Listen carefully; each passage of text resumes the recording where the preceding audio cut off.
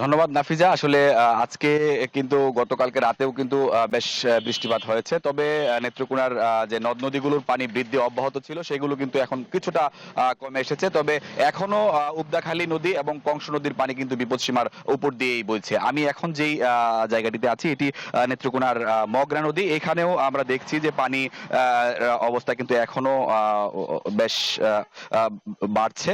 আর প্রত্যেকটি নদ-নদীর পানি কমলেও তীরবর্তী যে অঞ্চলগুলো রয়েছে সবগুলোই কিন্তু আসলে এখনো পানিতে নিমজ্জিত আছে। বিশেষ করে নদী তীরবর্তী প্রায় ২২ থেকে ২৪ হাজার হেক্টর জমি কিন্তু এখন পর্যন্ত পানির নিচেই আছে। যে কারণে এই ফসলগুলো কিন্তু আসলে এই ২৪ হাজার হেক্টর জমিতে যে বোরো ফসল আবাদ করেছিলেন নেত্রকোনার যে ১০ উপজেলার যে কৃষকরা, সেই কৃষকদের ফসল কিন্তু ইতিমধ্যেই পানিতে তলিয়ে নষ্ট হয়েছে। আর এই নষ্ট ফসল ঘরে তুলতে কিন্তু কৃষকদের আমরা দেখেছি যে ব্যাপক চেষ্টা চালালেও সেই ফসল কিন্তু আসলে ঘরে তুলতে পারেননি।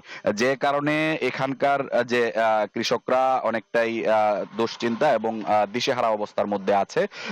আমি যদি বলি যে আসলে নেত্রকোনায় প্রায় ১,৮৫,০০০ হেক্টর জমিতে কিন্তু বোরো ধানের আবাদ হয়েছিল এবং এই ১,৮৫,০০০ হেক্টর থেকে প্রায় ২০ থেকে ২৪ হাজার হেক্টর জমি কিন্তু পানিতে তলিয়ে আছে। এতে করে নেত্রকোনার প্রায় ৩১৩ কোটি টাকার ফসল ক্ষতি হয়েছে বলে আমাদেরকে নেত্রকোনা প্রশাসন এবং যে কৃষি সম্প্রসারণ অধিদপ্তর সেগুলো কিন্তু বলছিলেন যে আসলে এখন পর্যন্ত ৩১৩ কোটি টাকার ফসল কিন্তু পানিতে তলিয়ে নষ্ট।